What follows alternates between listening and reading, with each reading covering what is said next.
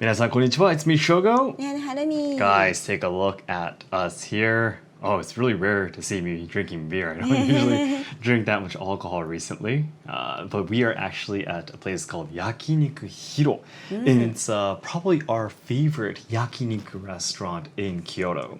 However, I think Yakiniku Hiro is, what should I say, it's a chain restaurant, I guess you can say. So there's not just one branch, but at least in Kyoto, there's multiple branches. There's tons of places where you can find the Yakiniku Hiro. Are Yakiniku Hiro available outside of Kyoto too? I think Hiro was originally a meat shop. Yeah, there was a specific English word for the word meat shop, but basically it was a shop that sold just meat, basically beef, chicken, all that kind of stuff. And then they started running restaurants. Butcher. Butchers? Yeah, butcher shop? Or do you just say butcher? Guys, let us know in the comments. Yeah, so they were originally just selling the meat, basically. But then they started running a restaurant themselves, and they turned into a yakiniku chain. A very successful yakiniku chain. And we were actually at one of the branches, and we love Hiro so much. Trust us, we've been to... Yeah. Sorry, it's only in Kyoto. Only in Kyoto? Oh my gosh, and we're introducing somewhere that's amazing then. That's great. Yeah. So yeah, Hiro is absolutely our favorite. The reason why we actually came here for the first time was thanks to Yushin Sensei, who is the instructor at Yushinkan Kyoto in Kyoto. Yeah. He actually gave me these tickets. They're basically, what should I say? Tickets that you can use at the restaurant, and it was a birthday gift. I think it was last year, wasn't it? Yes. That he gave me for the first time. I think so. And so we can go and basically we can use it as money. Those tickets we can use them as money, and we were like, okay, Yakiniku Hiro, maybe I've been to before with a different occasion, or it was like. I'd definitely seen it before somewhere kind of thing, And then we went and we were like, oh my gosh, we love this place. And I think after our first time going, how many times did we go already? Like 5 times maybe? Yeah. Harumi's mother, my mother-in-law, she loves yakiniku too. So whenever she comes to Kyoto to help us out with taking care of the kids, we would always take her to Hiro to say thank you basically. And to express our appreciation to her for her help, and so this occasion too, we actually just went because we wanted to. And what's crazy, at the point of recording, we're going tomorrow. So you guys can understand how much we love this place. Absolutely. Harumi and I have, I guess we have like 3 absolutely favorite restaurants. One is Tai no Tai. Yeah. And second is Taikisui-san. Both, seafood related. And the meat place, Hiro, is probably, the top 3. Yeah. Any other places you would think? I mean, you loved the meat sushi place the other day. We went to Entotsu. Entotsu. Yeah, you guys already saw that on our podcast channel. But, Entotsu was amazing too. Any other places you would think of? Sushiro. So Sushiro is a chain, conveyor-belt sushi restaurant, which we also introduced already on Shogo Harumi's podcast. But Welcome home. Welcome home. Yes, I'm home. I'm home. But among all the other restaurants too, the top 3, Hiro's absolutely one of our favorites. So we would highly recommend you going. And you guys probably saw someone's hand earlier, but on the other side of the table, Hinata and Nagi are actually there too. And on this side of the table, as you can see me wearing my shamo battle cock yukata, and Harumi was wearing her purple summer kimono, and over there is our son Zen. We all went together. So once in a while you can't hear what we were talking at the restaurant, but we're actually sometimes scolding our kids when we're eating because they're getting overexcited and such. So that's the reason why our faces are a little bit looking a little bit surprised or angry, but that's the reason why. And we're going to be able to go tomorrow, so I'm so excited. I love the yuke. Yeah, the yuke is amazing. I love the tongue. Yeah, the beef tongue is great too. Yuke is Korean, right? It's Korean originally, and I believe yuke beef is originally what yuke is supposed to be, right? And then kaisen yuke, the seafood yuke, is kind of like a variant, basically. It was a dish that was created, I think, like maybe in Japan, I don't know, maybe it exists in Korea too. I've never been to Korea before, so that's a problem. I definitely have to go someday, but exactly. So please do give it a try, guys. Hiro is an amazing place, and you have to go. So All right. So then, guys, this week too has been very, very exciting. Especially Harumi has been really busy this week. Yeah. And the reason why, you guys might know if you are, should I say, studying or ever learned about Japanese culture and history, is that it's the Obon season right now. Yeah. Yeah, so the Obon season is basically like the Japanese Halloween. Some people explain it that way. So traditionally, it was the timing that people believed that the souls of their ancestors, people who died, would come back down to the present land, back down to Earth, and we welcome them with certain items like fires and decorations on our front door and stuff like that. And at the end of Obon, this year would be the 16th. We'll be setting fires again to send them back to heaven. Which we call okuribi. Okuru means to send, yes, and bi means fire.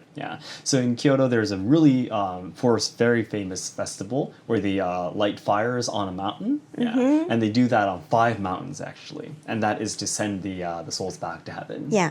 So the Obon season, of course, the problem is that usually the children, of course, are on summer break.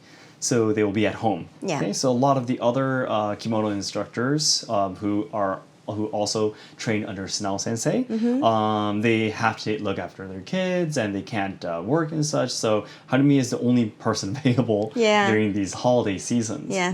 Now the only reason that's possible is because I am also working, of course, every single day. We never have ever taken a day off ever since we started our company 6 years ago. But of course, I'm a bit more flexible. I could stay at home if I wanted to, kind of thing, So that's the reason why Harumi has been extremely busy, working almost every single day, either at the activity for tourists, taking part in tea ceremonies and stuff, dressing them up in kimono, or training the students at the Kyoto, which is the Kyoto School of Seki Sensei.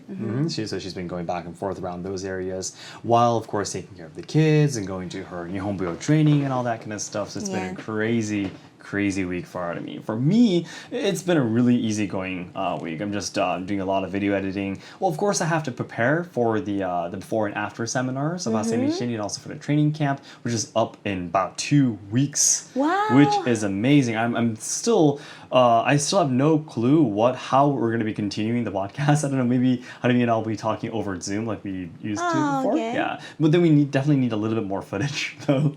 I think we will be going to Fukuoka soon.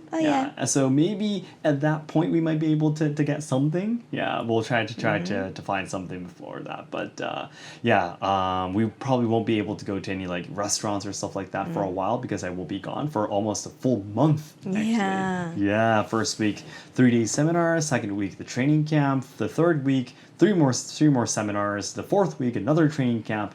That's not really Asayama Ichiden-ryu, but Musou Shinden-ryu and Seite Iai. And the fifth week, by the way, I'll still be in Kyoto, but the Asayama Ichiden-ryu Sensei, Seki Sensei, Seki Sensei, Kurosawa Sensei, and a few other members will be coming over to Osaka to take part in the expo, Osaka Expo. They'll be on stage performing, and I'll go and help. Probably maybe film a little bit too, and to introduce everyone that we took part in that kind of stuff. But it's going to be a crazy month next week from 2 weeks. But for me it's been rather okay, I guess. Not that busy. Had a couple of kimono lessons, which are really, really fun. But yes, that's right. So how have you been doing? I mean, you've been going to the the tourist activities, going to the Kyoto School of Seki Sensei for a while now. Have you been getting used to dressing other people, or how do you feel? Yeah. I think I'm getting used to it and then getting better and better to explain how to wear kimono in English. Your English is getting so much better. Really? I hope so. There's certain vocabulary that Harumi is actually much better than I am now, because you've been explaining things in English so much. And speaking of which, Harumi actually has some online lessons going happening very soon, after this. That's the reason why we're actually been rushing to record this. And the timing you're listening to this, if you're listening to this right after it's been uploaded, it means you probably we were just talking and you're listening to it right now. We weren't able to record this yesterday, so we weren't able to upload it on our regular schedule. Harumi was super exhausted last night, so we had no choice to film or to record this. So and now I'm so sleepy as well.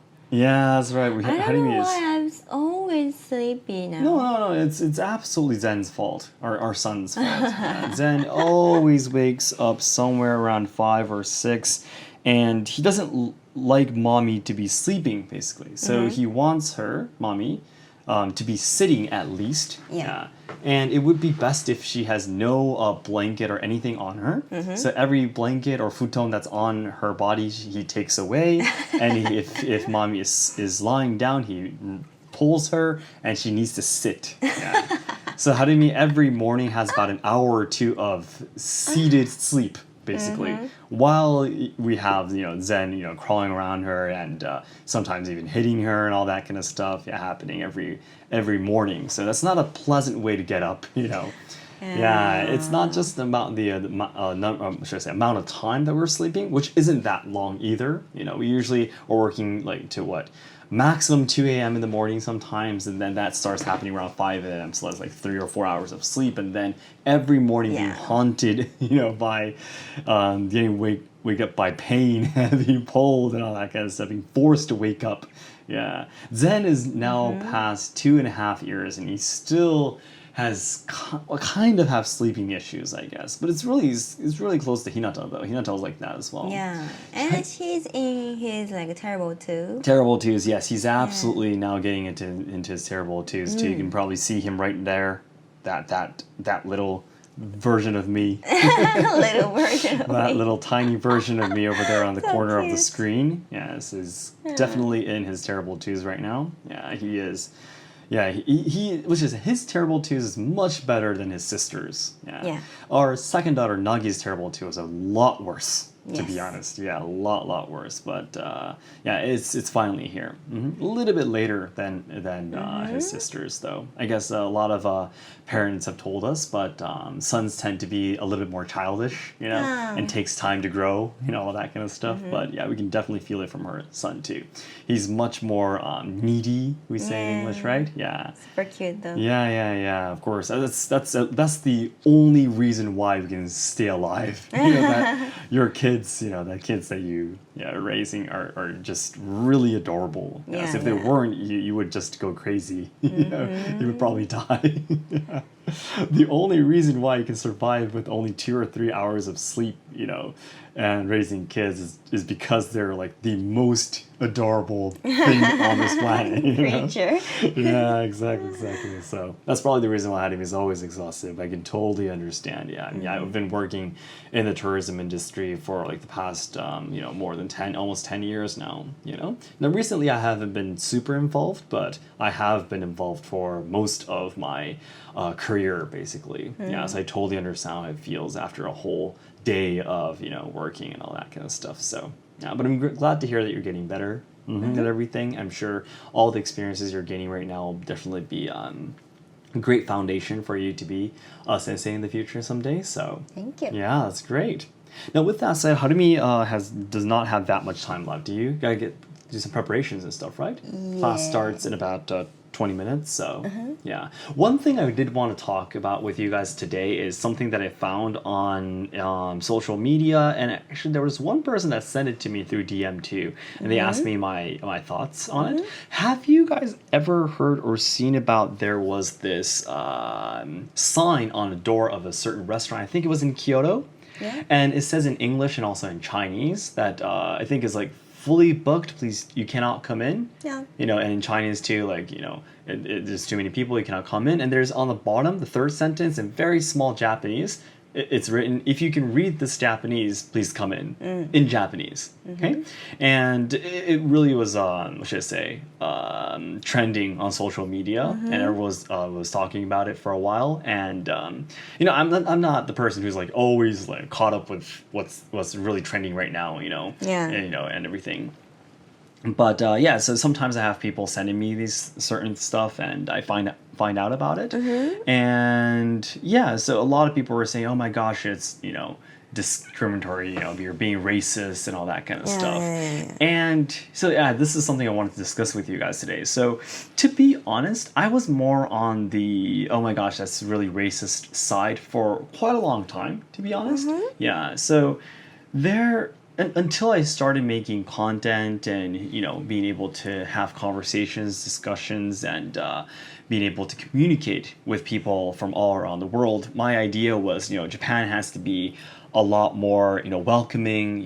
We need to learn more English.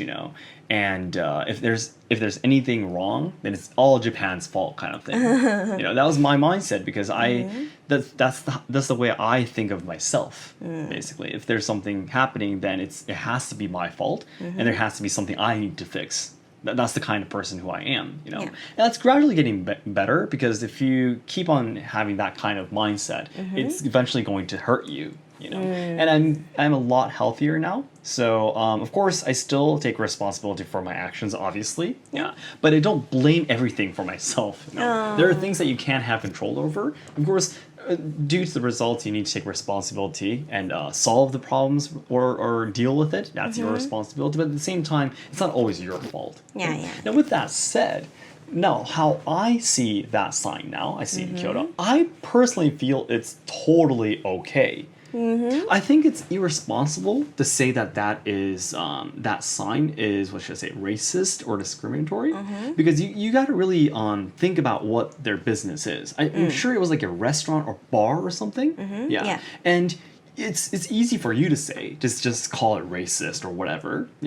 But you gotta keep in mind that the people who are running those restaurants or bars there, rely on their customers who always come to their restaurant, the Japanese customers, who are basically supporters of your restaurant or bar. You have the people who always come, and financially support you, right? Those people will feel very uncomfortable if they're, regardless if they're foreigners or not. If you're always welcoming newcomers all the time from anywhere, it's not going to be comfortable for anyone. Then how are you going to fight against chain restaurants or places like that are much more efficient and systemized? If you are like a one restaurant, one bar kind of place, the relationships you have directly with each customer is really important for your business to survive, right? So for a restaurant or bar to sustain, to survive, it's totally natural for them to try to protect their old customers. That's obvious. I mean, that's a way for them to survive. They're not trying to say, oh, we hate these certain kind of people, so please don't come in, right? Especially with this sign. They never said, if you are not Japanese, don't come inside, right? What they said is, if you can't read Japanese, then please don't come inside.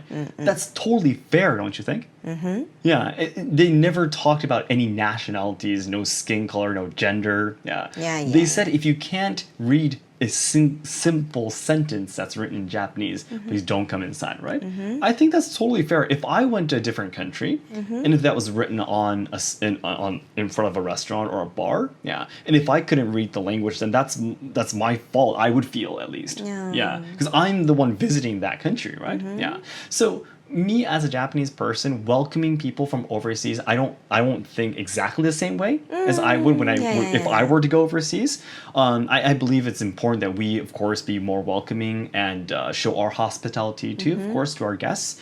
But at the same time, though, like the thing I'm trying to say is, if I were the one running that restaurant or bar, would I put up the same sign? I think that would be a no. But at the same time, though, do I understand why the people who put up those signs, why they did that? The answer would be yes. I would totally understand why they would do that. So I think calling them racist just for putting up that sign, or to calling these people are xenophobic, you call them, I don't think it's fair. I think it's really irresponsible. You're just completely ignoring how the local system and the local community works. And absolutely. well, what if the people running the restaurant or bar loses all their trust from their original customers, because they do certain things? I think that's not fair at all. So well, what do you think about that? You probably saw that sign together, right, when it was really trending on social media. What was your thoughts,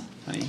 I can understand the people that says they are racist. Racist, that those are foreigners in Japan, that they are really sad to see that sign.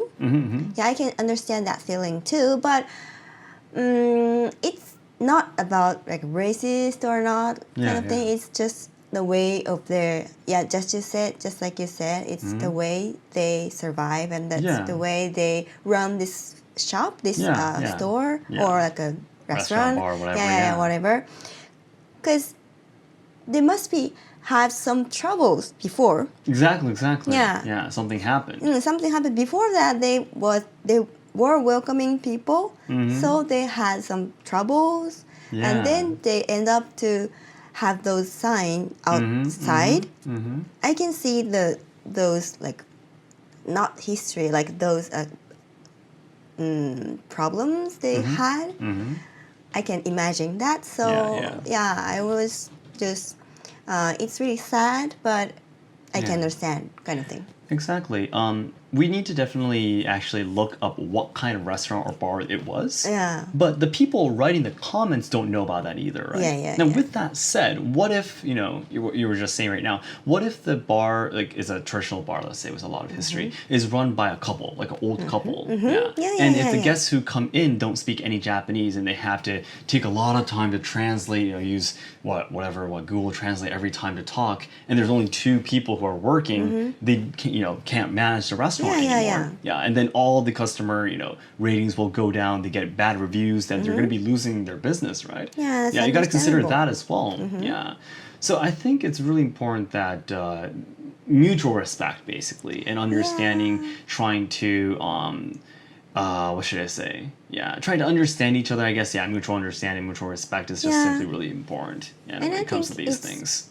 It's really it's really important to have the imagination to think about what the situation can happen.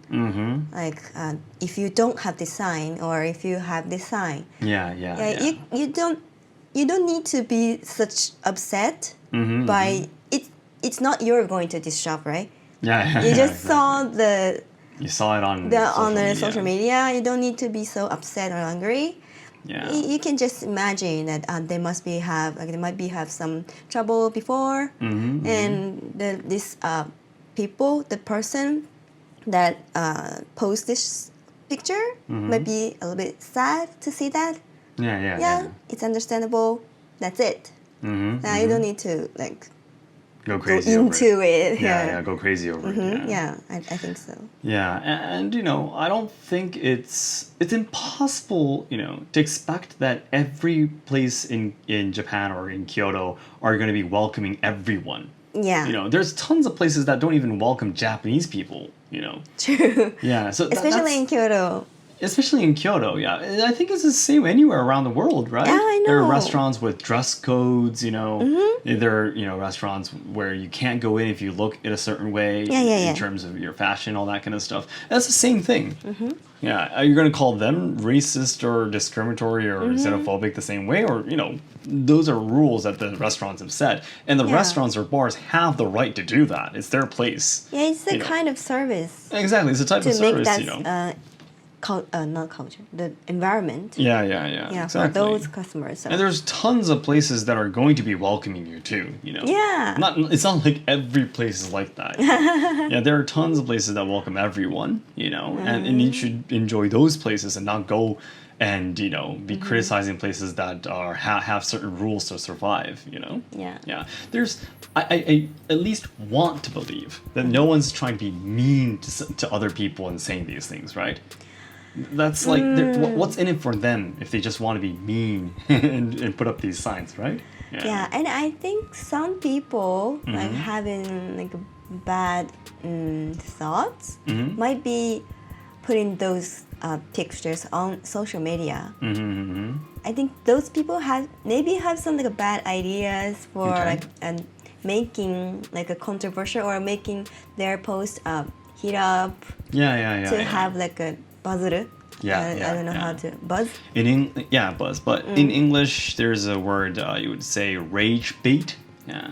Rage is in Japanese is ikari. Bait is esa. So you basically are creating anger, purposely. So people write in the comments and boost your posts and content basically. Could have been that way too. So don't just don't go into it.